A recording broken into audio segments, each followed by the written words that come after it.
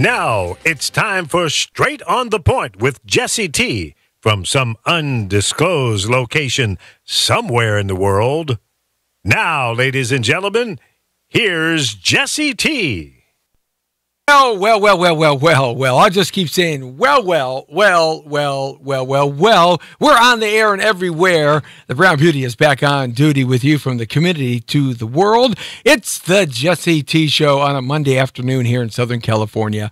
Kind of a hazy, smoggy kind of day here in Los Angeles, but the weekend sure was beautiful. Hopefully you had a great weekend and a lot of fun, and summertime happened all across the nation. I know a lot of storms and a lot of really bad weather in Texas. My daughter was in Texas over the weekend playing in a semifinal soccer match. You know, she's a professional soccer player, Ryan Terrero with two N's, and she was facing a Texas team in the semifinals, and they're going on to the next level. The finals are coming up here in Wisconsin, and they won over the weekend. She said the weather was so bad, it was muddy, and it was yucky, it was great. She said, yeah, Dad, but man, I love playing in the mud, and the blood, and the beer. That's my daughter, Ryan Terrero. Check her out. But, you know, the weather here in Southern California is absolutely beautiful. Most summers are, except it's kind of smoggy and hazy today, and kind of humid today. We've had a kind of humidity here in the last week and a half that we normally don't have in July. July kind of starts to clear up and get that crispy kind of hotness that happens here in Southern California. So it's good to have you along with us at www.thepowerofvoices.com. Also on Facebook.com/Jesse Terrero, as well as the Facebook.com/The Power of Voices. We're there as well. On YouTube Live at The Power of Voices. And we're starting to work in another YouTube Live channel. We'll let you know about that. Google Plus, 971,977 confirmed views. And I've confirmed that at 3 or 4 different locations now with Google and the corporation. So that blew me away a couple of weeks ago. But I'm proud to say it now and feel comfortable about saying it. And so thank you very much for checking us out and sharing us downline and everywhere that we can get our words and our messages out to. It's a Monday here in Southern California, and it's going to be a great week. We've got nothing but booked up shows. Tomorrow, we have a terrific artist, Maria Pierre. She's checking in. She's got a big hit happening in Europe, a big pop hit, and she's a pop singer starting to break out here on the United States scene, the North American scene. So it's good to have her along. She's a beautiful young lady, terrific model and actress. So we're going to have her in here. I've been watching her career for about 2 years now, and it's starting to really envelop into something and develop into something just beautiful. Also, we got Roundup Wound Up coming in here on Wednesday. Dan the Man, the Road Dog King, myself, Jesse T. We're going to bring on Lee Baby Michaels, and we're going to talk the issues of the day. Got a couple of star guests coming in here. Yeah, some surprise guests. So we got 2 spots to fill, so we'll be doing that. Kind of a roundup. We round everybody up who has different ideas about different things, and we just kind of let it fly. Let the mud hit the wall, so to speak, and people can say what they want to say and feel what they want to feel and express what they want to express. Of course, they might get some smarty-aleck responses back to them, but we'll see how it all weathers out. It's a fun show. That's on Wednesday. On Thursday, Phyllis Spillman is checking in. She's got a brand new film out called I believe it's called Stars with some Z's, and she's checking in here. Actress is starting to go over the top now and break into some leading roles from a character actor's point of view. So we're going to be bringing her in here, another beautiful, beautiful lady. Thanking the guys who brought us out this weekend in Malibu. We tried to do a live feed on Facebook and internet. Oh, also we did lose our internet on Instagram. Saying hi to our folks at Instagram Live and Periscope. Thanks a lot for having us on. Start chiming in, guys, so that we know what's going on. But in Malibu this weekend, we were out there, Dan the Man, the Road Dog King, and I. We were on the red carpet with what was called the A-List Hot 100 influencers of the internet. In order to become an influencer with this particular group, you have to have 1 million or more views, shares, subscribers, memberships, or anything like that. And there was a couple of young guys out there and a couple of young ladies out there that had 20 million, 15 million. Now, we're not talking about superstars here like Beyonce or anything like that. We're just talking about these young guru types, man. They just rack those numbers up. So I wanted to go to that because I wanted to get some contacts. Maybe they teach me some secrets here to rack these numbers up. There was one cat that had 75 million consistent views. Lee, unbelievable. He's like 26 years old. 2 years to build that. And I saw his Instagram site there and his Facebook and a couple other things. It wasn't anything that was like super special. It's not like he reinvented some new song or was a world champion in holding some record or something. He just knows how to manipulate the technology to make it work for him. Interesting thing into the arts and that kind of stuff. But 75 million consistent views.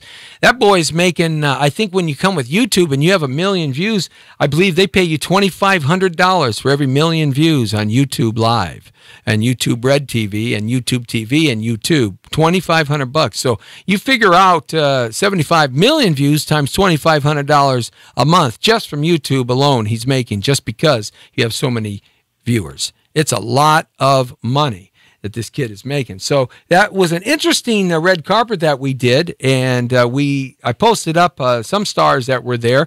Don the Dragon Wilson, James Wilson, Anita Clay, and Daisy Lang. These are all great martial artists, martial arts movies. Don the Dragon Wilson, of course, 11-time kickboxing champion, the only one in the world to have ever accomplished 11 times kickboxing champion, and just a great actor, too.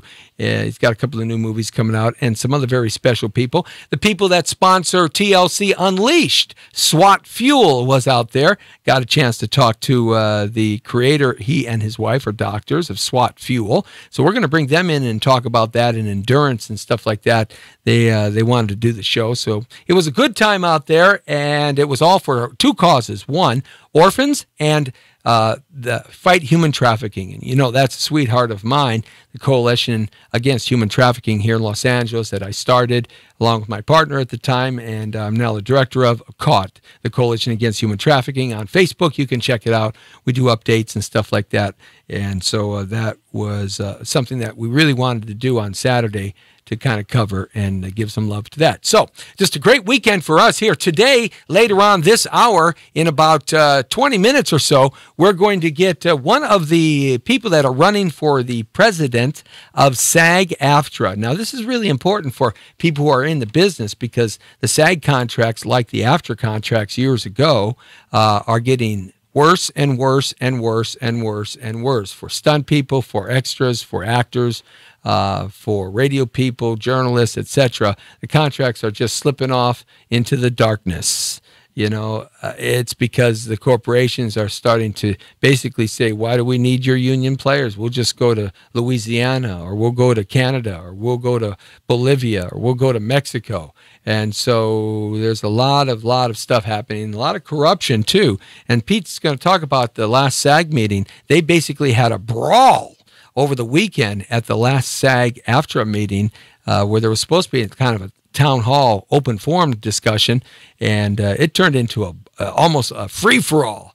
I mean, this was an Animal House going on. They were so it was unbelievable. There's a big write-up in a couple of newspapers about that today. So we're going to bring Pete Antico on. We've had him in before when we just started running, and as it's going on here, a lot of people are backing him, and so want to talk about what happened over the weekend with the SAG-AFTRA. I never knew that actors and entertainers could be so darn violent, man. Wow!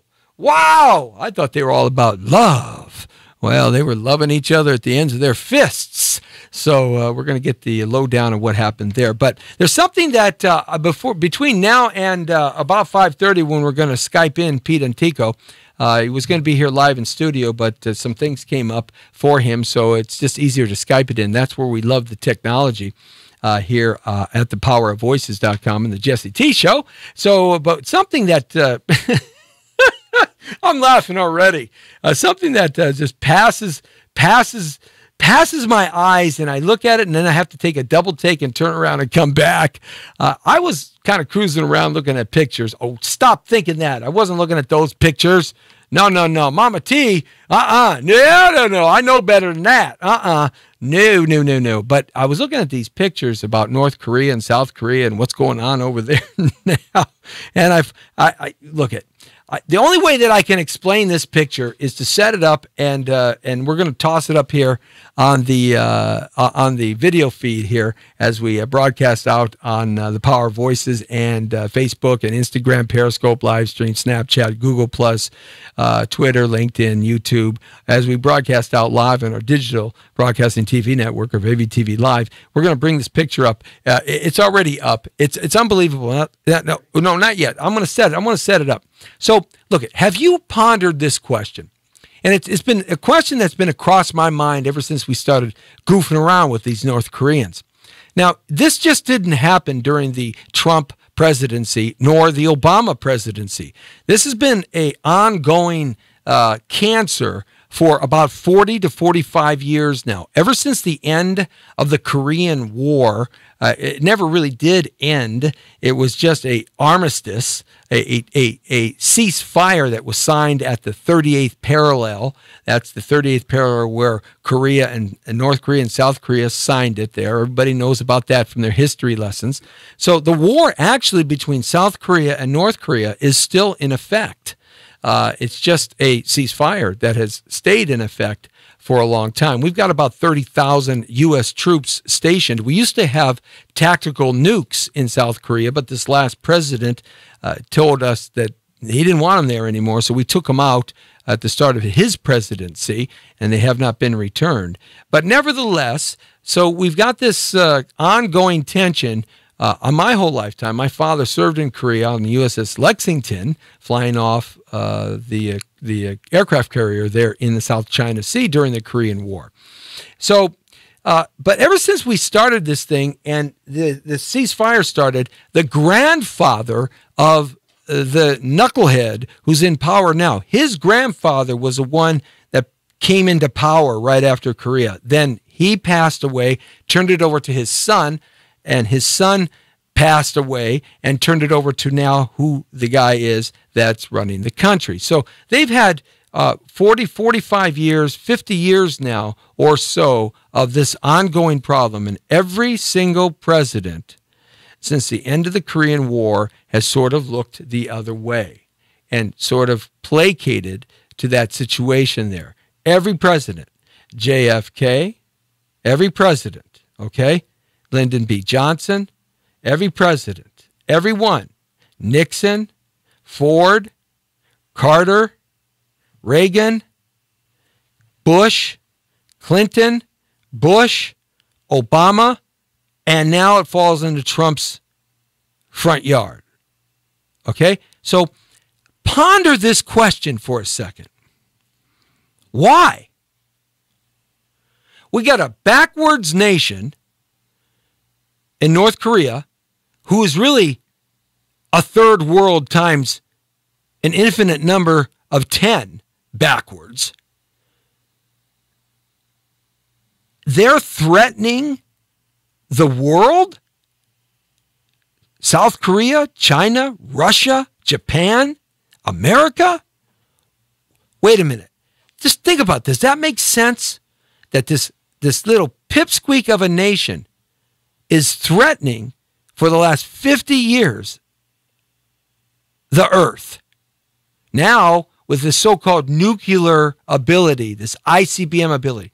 Now, I'm going to show you a picture right now, and this picture just basically sums it all up. So bring it up. It's a picture of a parade that took place in North Korea of all their top generals. So bring that picture up.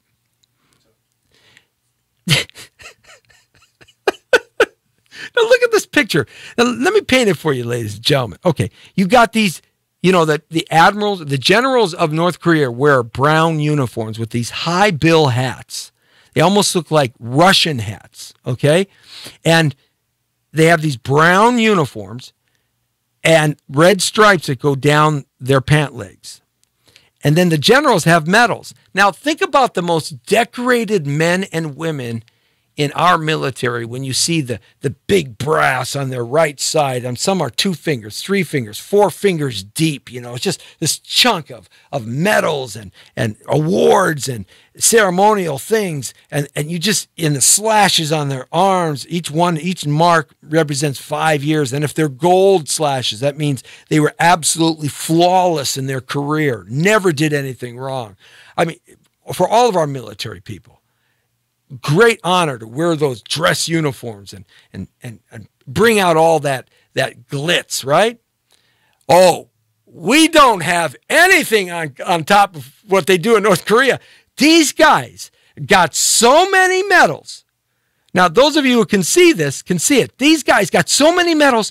They got medals from the top of their right side, right under their lapels, from the middle of the jackets where they button up all the way down the right arm. And they got medals all the way down to the end of the jacket. They got so many medals that the medals are going off the end of the jacket, down the pant legs, halfway down the thigh.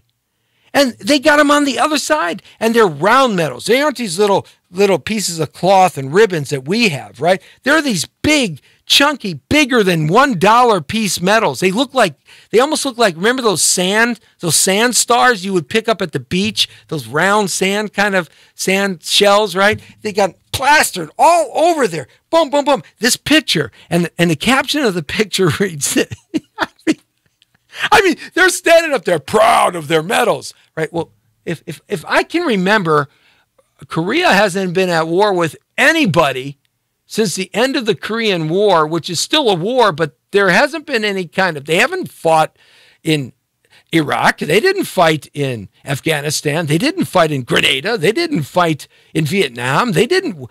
No, okay? But they got these medals. And the caption reads, North Koreans haven't gone to war in 60 years, but look at all the medals their generals are wearing.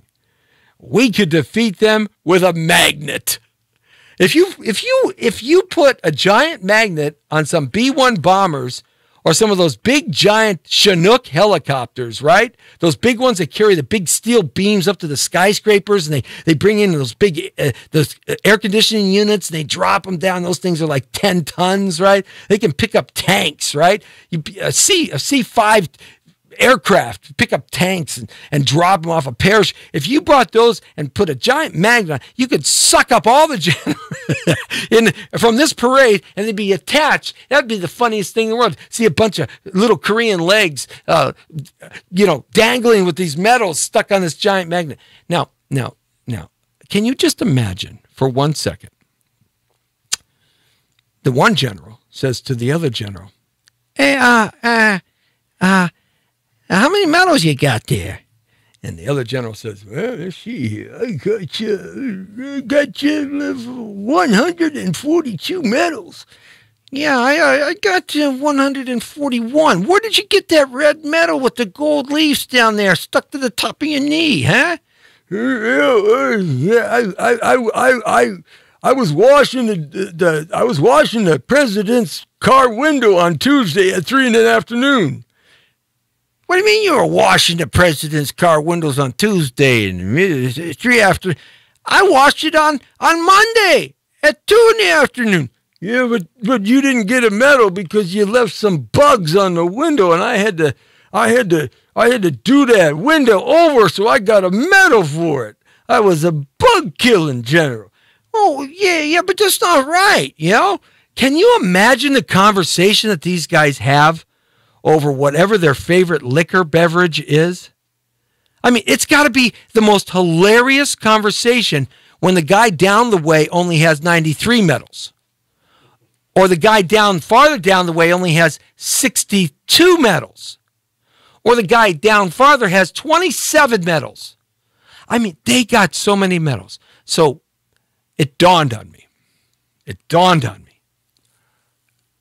The medals that they probably get medals for cooking. They probably get medals for, not being sick for a week and a half. They probably get medals for driving perfect, driving fast, opening the door right, learning how to load a gun, doing some sort of martial arts against brick walls,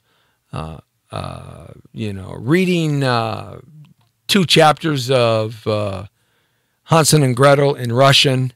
I mean, that's what they get these medals for, right? Because they got so many medals, but yet they haven't done any wars or battles in 50 years. So 60 years. You go figure it out. So it dawned on me, what's really going on here? If we wanted to, we could take out the North Koreans in, let's say, I would like to go to Vegas and throw some money down on these casino odds. I would do the numbers. I would run the numbers on this one. Yeah. We could take them out.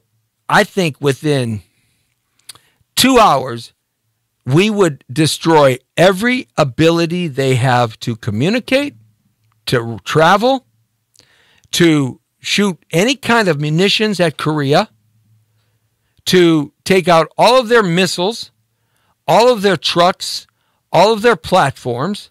I think that we would have the ability, within 2 hours, we would kill all of the generals, all of their families, all of their secondary families. We would knock down every government building, destroy every ship, every taxi cab, and if you were an Uber and Lyft driver, you would be a target too. We could take everybody out we want to take out in 2 hours. Think about that. We've got 3 battle groups over there, 3 carriers. It's about 300 planes. All right, we got submarines. We got destroyers. We got giant cruiser ships. We've got B-1 bombers, B-52 bombers, cruise missiles. We have 38,000 troops in Korea. We've got satellite stuff, laser technology, audio technology, deep underground bunker busting bombs. We've got strategical technology. We've got every kind of thing thrown at them in 2 hours, coming from 360 degrees around. I think that they would be eliminated before they could fire one friggin' shot. Now, the question is, why haven't we done that? Ponder that for a second. Why haven't we done that? What is all this media hype? What is all this concern? What is all... I mean, Schwarzkopf has got to be rolling in his grave. What did we take out? The Iraqis in what? 4 days? Schwarzkopf has got to be sitting there pondering on his knee in heaven.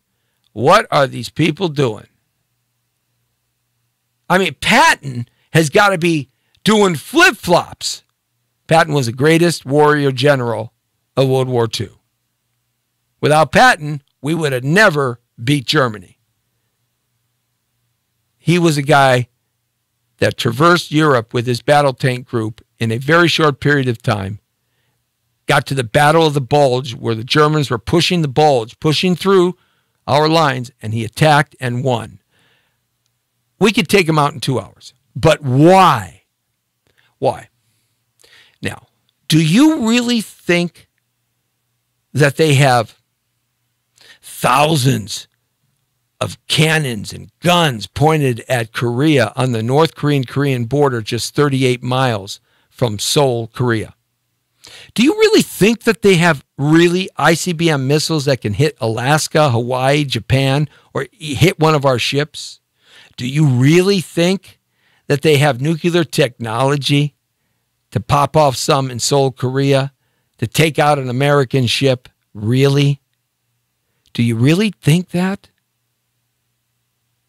For all you Trump haters, okay, I would be at the front lines of impeach Trump if Alaska gets hit, if one of our ships get hit, if Hawaii gets hit, if Korea gets hit, if Japan gets hit. I would be at the front lines with the biggest bullhorn and loudspeaker to impeach Trump. His number one job under constitutional law is to protect this nation and its people. And if they know what they say they know, what they're telling us what they know, and they're not doing anything about it, that's short of just unconscionability. That is a tragedy beyond tragedies if they let anybody die at the hands of this crazy nut who is in a third world country times 10 to the third world power. Do you really think that he has the technology that he says that they're portraying to us? Fox News, CNN, MSNBC, the Washington Post, the insiders, the politicrats. Really? And if he allows somebody to get killed because of that, and they have done nothing to take him out, and they could take him out in 2 hours, that is a tragedy upon tragedies. That's when our president needs to be impeached immediately for unconscionable crimes against Americans, if that were allowed to happen. So, saying all of that, I've come to the conclusion that what we're seeing in the news is just a bunch of malarkey. It's a bunch of BS. It's just a diatribe of lies and lies and lies to move the American people in a certain direction for a certain reason. I have no idea what the reason is. How could a president, how could a Congress and a Senate, how could anybody who wants to protect this nation allow that nutcase to have ICBM technology or nuclear technology? Or to have thousands of howitzers on the North Korean border all targeted at Seoul, Korea?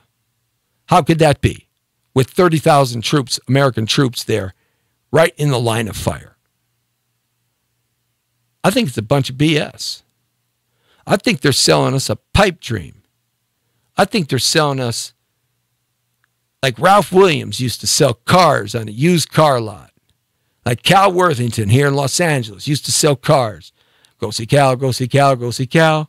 I'll stand on my head to make a deal. Go see Cal, go see Cal, go see Cal. I think it's a bunch of BS. I think there's other reasons. I think it has to do with the IMF, global banking and money, which controls China, which is Rockefeller and Rothschild money, Warren Buffett money. We're talking about Munger money. We're talking about Queen Elizabeth money. We're talking about why? To allow Americans to be caught in the line of fire?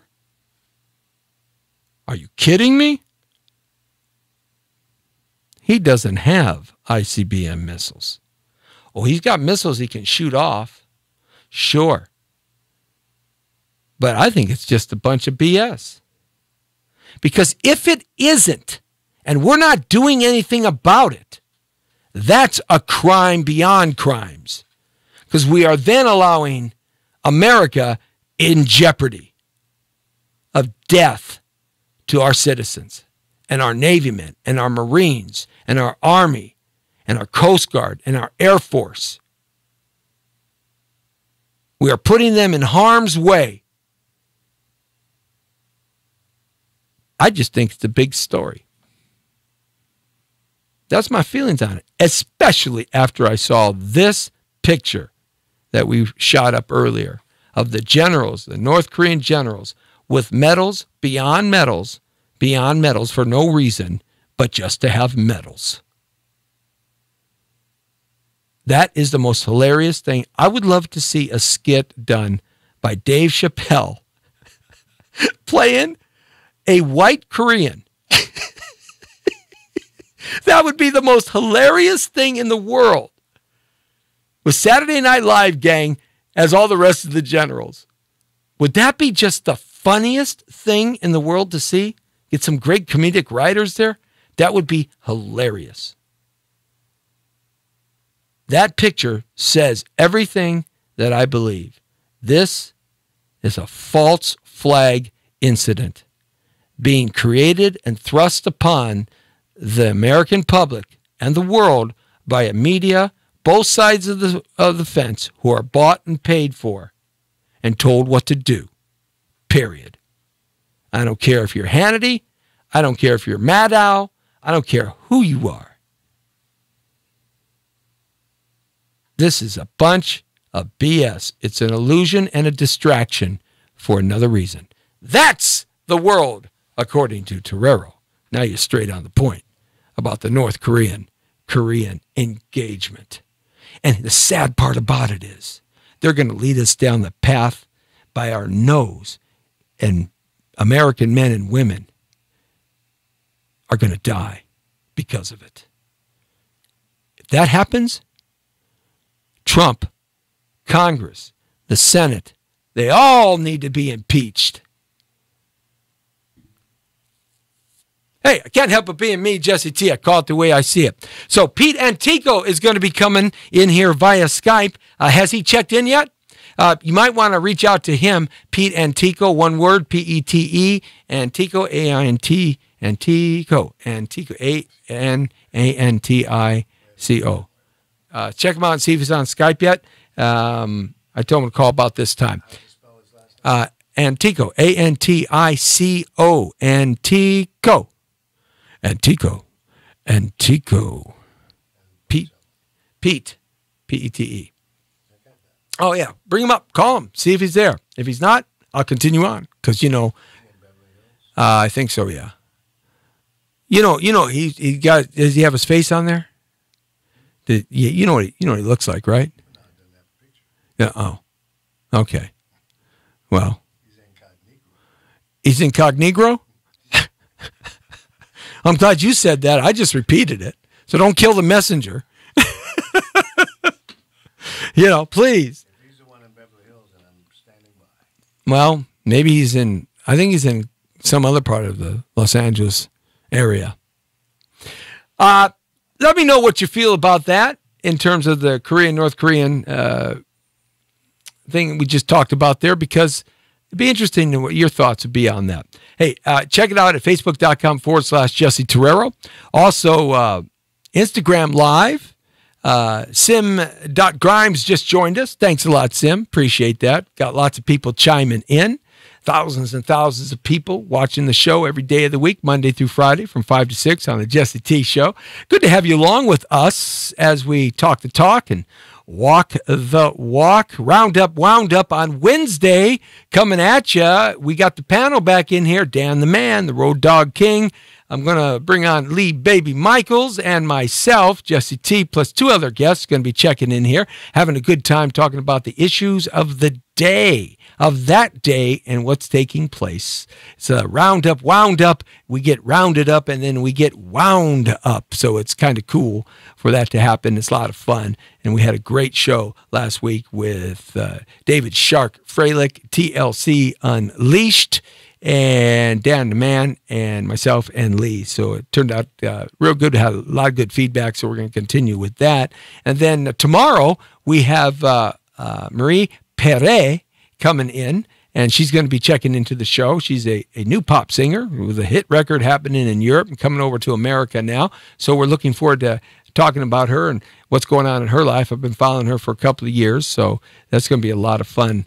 And talking to this beautiful young lady, very talented too. She's French. Ooh, yeah. Ooh, wah, wah. I get to practice some French on her. Well, no, I'm not going to French her. No, I'm not Frenching anybody. Well, maybe if I was going to French somebody, it might be her. No, I better not. Well, I talk myself into these corners sometimes, but that's okay. On Thursday, we have Phyllis Spellman coming in. Boy, she's breaking off. She's got a brand new movie about ready to start being distributed nationwide, and it's a terrific kind of whodunit mystery, and she plays a terrific part in it. She's one of the leads in there, so she's gonna be checking in with us. She's been at it for a while, and starting to break off into the big time here in Hollywood. So it's good to have you along with us. Next week on Tuesday, we have one of the very best character actors over the last 50 years in Hollywood. His name is Cy Richardson. You've seen him in everything. He has been in so many TV shows and so many films. If you remember, one of the big films he was in was the first movie that Emilio Estevez starred in, and that was known as Repo Man. Cy played the Repo Man who had the .45 gun filled full of blanks, but he kind of played a tough guy, and you'll remember him from that. But he also was in the movie Colors, when they did the movie about the Crips and the Bloods and Colors, and he was in so many more. He wrote the movie Posse for Mario Van Peebles. Cy's got probably done about 200 movies and tons of commercials. Just a prolific writer, too, of plays and scripts and theatrical endeavors. So Cy's checking in. He's just a terrific guy from Chicago, so we're going to talk a little bit about Chicago and what's going on for him. He's got a couple of cool plays out, a couple of films that he's producing and directing, so we're going to have him in. Always a pleasure to have the great Cy Richardson in, a great acting coach, too, as well. That's next Tuesday as we roll on here on the Jesse T Show. So let me know when we can get to Pete Antico, and hopefully he'll be able to check in. I told him how to get in contact with us, but if he doesn't reach out to us, then we won't be able to do anything about that unless we call him on the phone. Can I use this phone to call him on right here? And we'll see if we can get him in here. Pete, Peteantico. And here you go. Dialing his phone right there. So you can talk to him while I continue on. Hey, good to have you along. Chime in with us. Let us know what's happening in your life. Like to know what you got going on this weekend coming up here as we roll into summer, the summer of 2017. So give it to me. Let me know what you did this last weekend. Always love to find out what's happening with our friends and our viewers out there. Pass the word along about the Jesse T Show. You never know what we're doing or where we're going or what we're doing, but we are doing some exciting things. One of the things that I wanted to chat about a little bit here was something in terms of kind of what's happening here in the political arena, because I'm always looking to talk about that. Were you able to catch up with him? Is he having a little trouble getting in? Oh, okay, great, fantastic. There was something about, which is pretty interesting, a CIA agent confessed on the deathbed, and he says that we blew up World Trade Center 7. I've never doubted that we blew up World Trade Center 7. That was an insurance payoff. But it was 1 and 2 that was the big controversy, and I think that was an inside job done by the Bush administration, as well as Bush 1 and Bush 2 that was created and contrived a while back. Now, we have a Periscope Live on that one, so you probably don't want to turn it off in that respect. But, okay, so let me know if he's up and ready to go, and we'll hook it up there. So chime in and let us know what's happening with you on Instagram Live, as well as YouTube Live, The Power of Voices. So, and, oh, yeah, I can't forget about what's happening on Twitter, LinkedIn, and also on Blogger. We're now on Blogger, so we're blogging live on Blogger as well. All right, so bringing on Pete Antico. He's running for SAG-AFTRA president. And we had him in here about, I would say about a month and a half ago when his campaign was just starting. But it has come to full speed ahead right now. And something interesting happened over this last couple of days on a kind of what was supposed to be like a town hall meeting for the SAG-AFTRA members. Now, folks, it's real important if you're a performer or an entertainer, and it's also important for the public, too, because the quality of what you see is a creation of the quality of the talent that is put together to make these great programs, your favorite programs. And when people don't get paid well, or at least paid fairly, then the creative aspect slows down and the quality of what you're watching and enjoying gets worse and worse and worse. So we talk about Runaway Productions here in Los Angeles and Hollywood and California.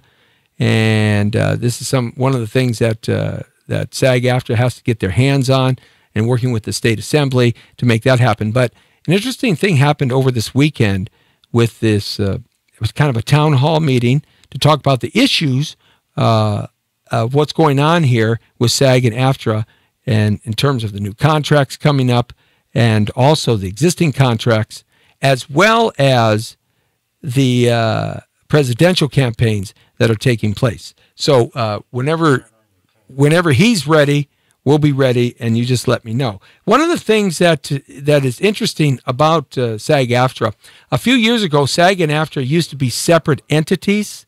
AFTRA was for radio and TV. That was a union that took care of all radio and TV. SAG was for film. Equity was for theater productions. But SAG and AFTRA joined forces. And AFTRA really needed more of SAG than SAG needed of AFTRA. The corporations ransacked the AFTRA contracts here in Los Angeles, and most of the radio stations and TV stations were still contracted under AFTRA, but the radio stations all fell by the wayside, and so AFTRA kind of lost its power, its ability, its finances, and its money, and it was in a very sad shape and condition. They merged with SAG. SAG took over AFTRA, and from that point on, things have changed dramatically in terms of the contracts that are negotiated with producers. So I believe we do have Pete up here with us right now. Hey, Pete, what you doing, buddy? How are you? Can you hear me? I hear you just good. You sound great, man, after today's surgery. I appreciate you checking in with us, though. Yes, no, it's all good. Can you see me on the camera or no? Yeah, we see you just fine. You looking good, man. All right, good. You got that nice black jacket on, looking sharp and debonair, like you should be the next James Bond. Well, thank you very much. But so we went to the SAG-AFTRA informational meeting to find out what our contract was about, and basically our leadership, run by Gabriel Gutierrez, they do things in secret. The problem we have, it should be a transparent democratic process. So we show up to the meeting and there's no microphones. Usually when they speak about a contract, you have the opportunity to go up and debate them because there's no dissenting voice, nor there isn't a minority report. A minority report just means that if one of our representatives that work for us speak about how this contract works, then I can go, or someone else that's educated can go speak and actually translate it, because sometimes they only tell you the pros, or I should say in this instance, they always tell you just the pros and not the cons. So, for instance, we have this issue called Portal to Portal, where actors and stunt people always got paid. You fly me to a location to work, or you put me on a bus or a van from the studio, Fox, Universal, or any hotel in the country from where I'm working on a film or television show. They pick you up in the morning in the hotel or the studio, and you take a van and you go out to location, and then at the end of the day, they have to put you in the transportation van and take you back. Now, always since I've been doing this, so for 40 years, you get paid for that time. It's called travel time. So in the contract, they sneakily just removed it and gave it up. They gave up, which will cost us millions of dollars, because you've got to figure, if you work normally 12-hour days, which is what we do, and 2 hours of that is travel time, and now they don't want to pay it, so the turnaround time to keep you safe and rested is normally 12 hours. Well, if they don't count the travel time, that turnaround time turns into 10 hours. And then if you do that every day, you got to go home, check your emails, take care of yourself. By the time you get to bed, you're getting 6-7 hours sleep if you're lucky, night after night.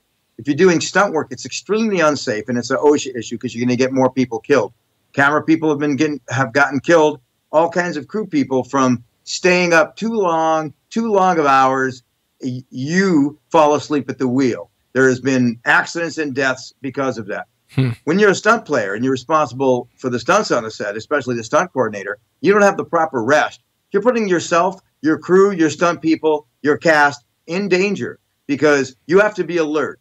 And the stunt coordinator has to call people, fill out contracts and reports, emails, well beyond the hours when he gets dismissed.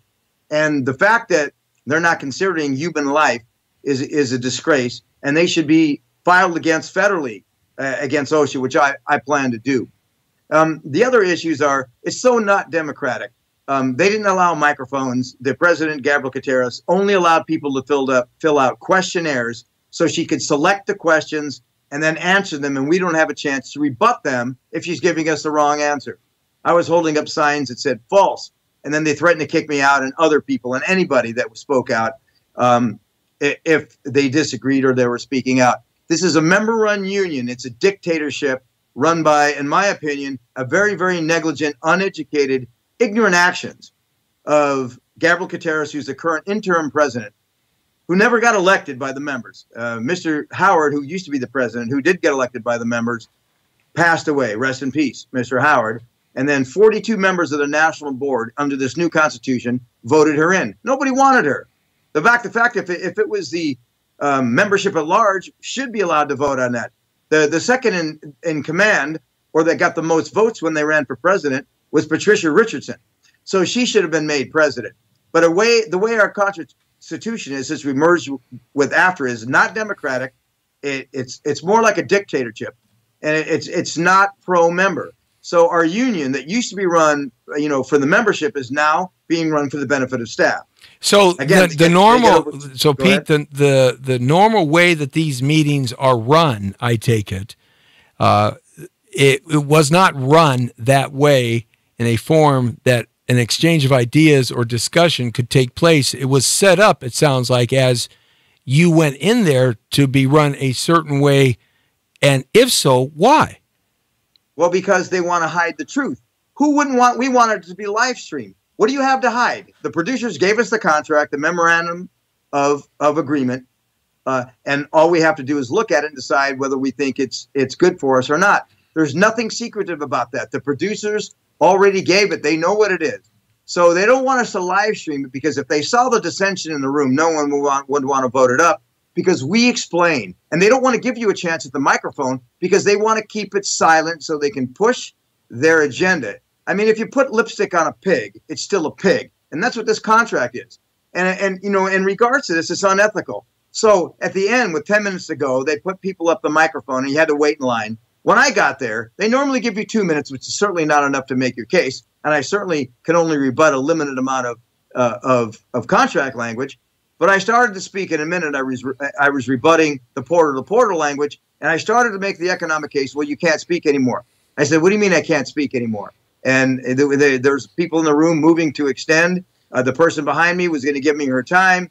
They don't want me to speak because I'm a presidential candidate running against Gabriel Gutierrez. She is highly unethical. Those actions were completely unethical, duplicitous. If she was honest, she would let the truth lead.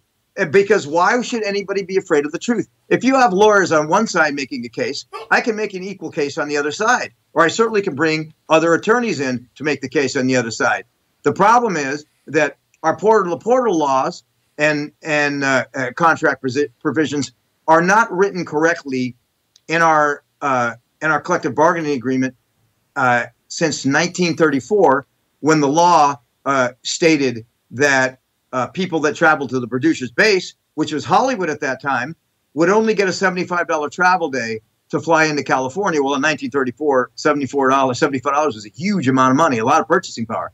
So the producer's base was always California. So anytime you flew outside the producer's base to any other state, you would get your travel time paid, a full day's pay if you travel, because it's work time, because you're preventing me or any other actor or stunt person from working. You get paid for that time. Now, I want to go back here for a second, and just to interrupt here if I can, and go back to the concept of what is healthy and what is safe.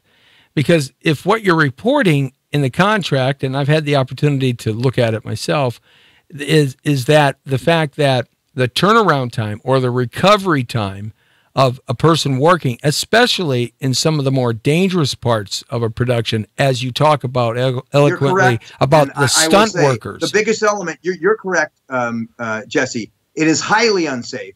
And that's why this issue will be taken up by myself and the stunt community with OSHA, because we need to bring the federal people in there and file federal charges against all our employers, whether it be Paramount, Universal, etc., Netflix, Amazon, and the Guild for not upholding our safety. How could they not? They throw away human life. They have no regard for human life. I mean, how can you ask a stunt woman or stunt man to do a dangerous stunt all day on the set? Oftentimes they're rigging the stunt practicing the stunt before the production starts that day. They're oftentimes there afterwards, making sure that if they have to do that stunt again tomorrow, that the equipment is proper, that everything is working. And yet the turnaround time is in such a short period of time, their bodies just physically do not have a way of recovering in that quick amount of time, let alone not being paid for their extra service that puts their lives in jeopardy. Now, why would an agency that represents a membership take it upon themselves to even back this idea that doesn't protect the membership? Well, the evidence speaks for itself. Nobody in the room is educated. Gabrielle Gutierrez is not a negotiator. The people in the room she had, in my opinion, on her team were grossly incompetent, with the exception of David Jolliffe and a few other powerful voices that really understand our issues. But in regards to the safety issue, of course, they're not going to allow someone like me in the room or any of my contemporaries that are highly educated in safety and in the field of stunts and action, and we actually understand how the contracts work.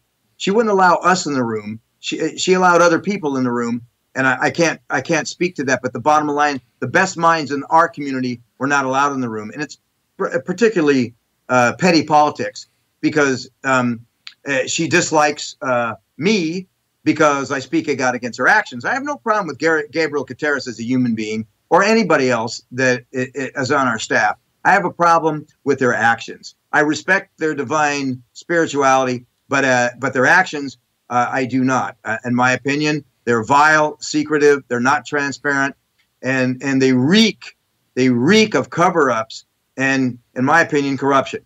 So now you have your opportunity to speak up there, which was already edited down and cut down from the normal time allotted for speakers to express some ideas. You and some other individuals who too are running for the presidential, for the president's office there for SAG and AFTRA.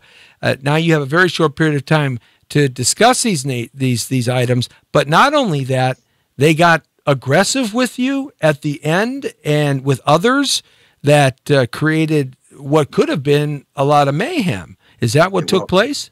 Absolutely. Here's what happened. So I got up to the microphone to speak. Normally you speak for 2 minutes, which is certainly not enough time to make any case if they don't let you rebut back and forth. This keeps the members silent. They don't want an educated membership. They want a silent, compliant membership, much like they do in the government of the United States. But the problem is that I went up to speak. They gave me a minute, and I told Ms. Gutierrez she was unethical. You're not letting an educated voice speak, much less I'm a presidential candidate, which she has something to lose by people hearing my educated voice.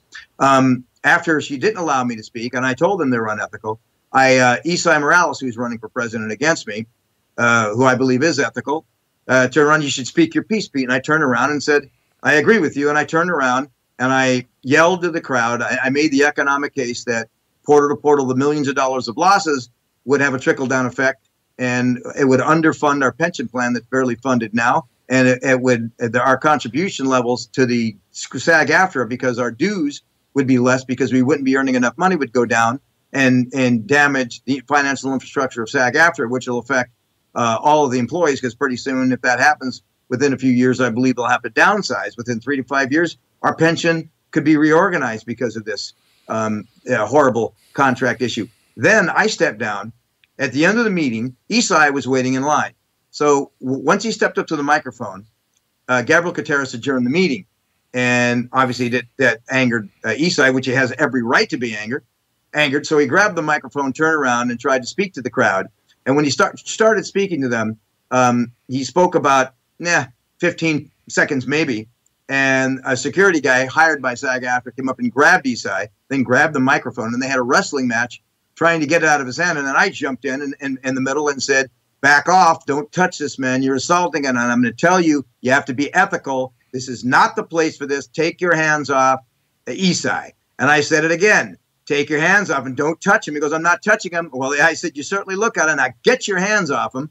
And then he took his hands off him. Isai took the microphone and started speaking, but they shut the microphone off. Now you're denying 2 presidential candidates the right to speak or have educated dissenting voices. And to me, they should all be brought up on charges. And I believe a federal investigation from someone like Trey Gowdy is in order. I believe the Screen Actors Guild, and I filed certain complaints, which I can't discuss at this moment, has some vile corruption. And I outed recently a Department of Labor complaint.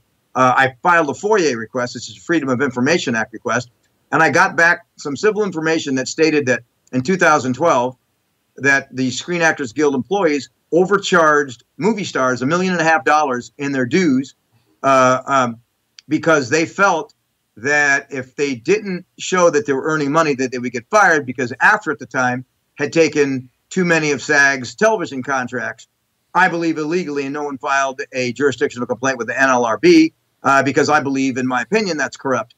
Because our president wasn't even looking out for the best interests of the members, which is their job, first and foremost, according to Title IV, Title V of the LMRDA. Now, two issues here come into play in my mind here is when the merger took place between SAG and AFTRA, you alluded to AFTRA. AFTRA was basically broke. The corporations that were buying the radio stations here, specifically in Los Angeles, basically broke the union's back. And AFTRA was basically inept in terms of its ability to negotiate from a point of leverage anymore. The membership of AFTRA was not rallying behind the concept of unionization, and AFTRA was basically on its way out, and SAG and AFTRA then merged.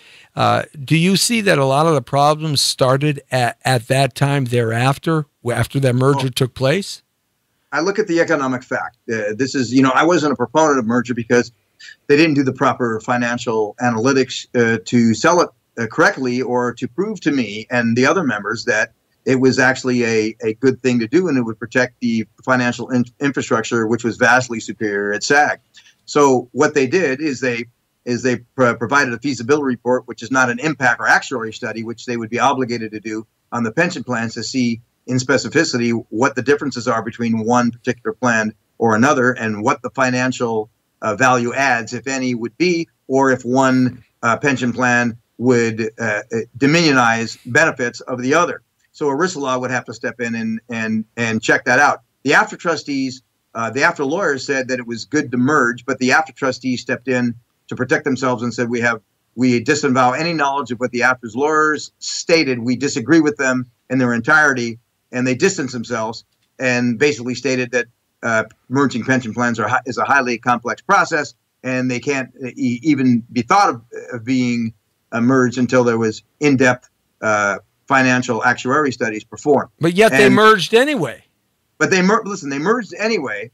And the biggest crime is that normally when you merge two business entities, you perform a qualified audit, which is forensic in nature. 3 years back, the tax returns of AFTRA should have been audited with a qualified audit, matching with their banking records. All their accounts payable and receivable must be audited from a qualified standpoint, because a qualified audit can be used in a court of law. You have to stand on that. So it's very serious. An unqualified audit, which was performed, doesn't mean anything. If something's wrong with the books, you can't be sued. There's no validity for it in a court of law.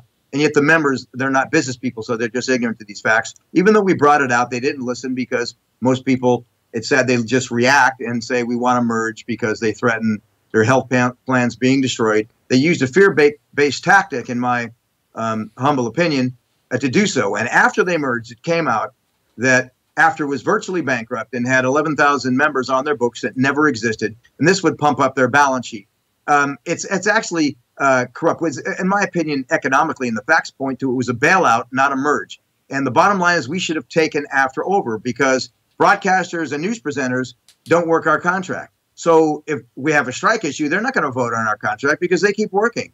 And it's a very difficult situation, because when you merge two entities, it would have been great to have all actors under one roof, but you have to provide the financial analytics and live in the truth. Because at the time of the merger, David White, who's the National Executive Director, denied the fact that there was an FBI investigation going on with an embezzlement on SAG's pension plan. And he also said that they also all said that the finances of AFTRA were fine. Well, they were proved patently incorrect, and there was an FBI investigation going on SAG's plan. And this is evidenced by the arrest and conviction of Nader Karimi, who is the chief information officer for SAG's pension plan. So all this press, they sold it based upon, in my opinion, lies and a fraud. Because don't you think the members deserve an educated vote? if all the members heard that there was a multi-million-dollar embezzlement in their plan, and after it was virtually bankrupt, do you think they would have voted up the merger? Because it's financially dangerous to do so. It's interesting. It's interesting, and we're running out of little time. There's a couple of more items I want to talk about here real quick. But it's interesting that you mentioned earlier that the pension fund of SAG is in a very sad state right now and could completely fall apart if these next contracts are not negotiated properly.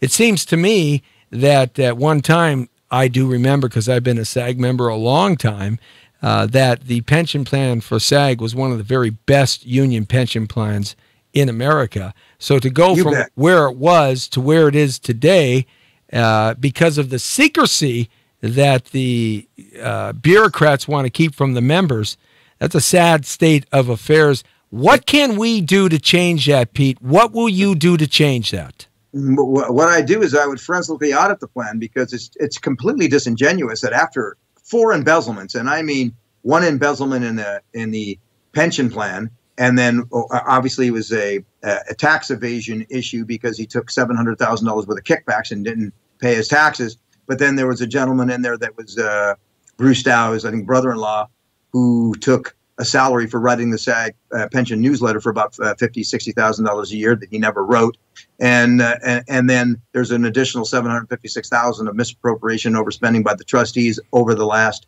5 to 8 years that was never caught because they never did the proper audits. Sorry to interrupt you, man. We're up against a hard. When you're embezzled, how can you figure out the exact dollar amount if you don't forensically audit it? You can't.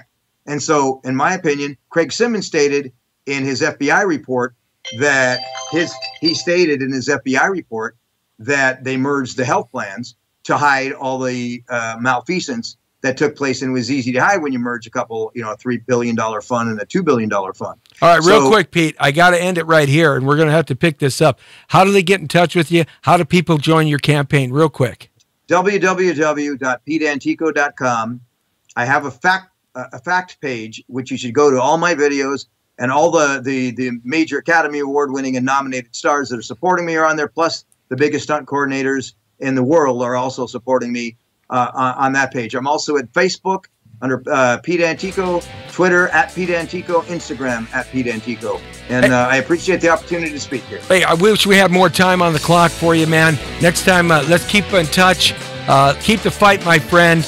And absolutely want to get you back on here to talk more of these great issues, because it's really important. It sort of mirrors what our society is doing today, keeping the public, the membership, you and me in the clouds and the shadows, and the power brokers doing what they decide they want to do for their own special interests. The Jesse T Show, bringing it to you the way we do the world according to Torero. Straight on the point. Thank you, Pete Antico. Check him out. Running for president of SAG-AFTRA. The guy knows his stuff. Hey, this is Jesse T Show. Tomorrow, a great young singer, Maria Pierre, coming in. Ooh la la. Can't wait for her at 5 o'clock right here on the Jesse T Show. Hey, we'll see you later. The Brown Beauty is off duty. See ya.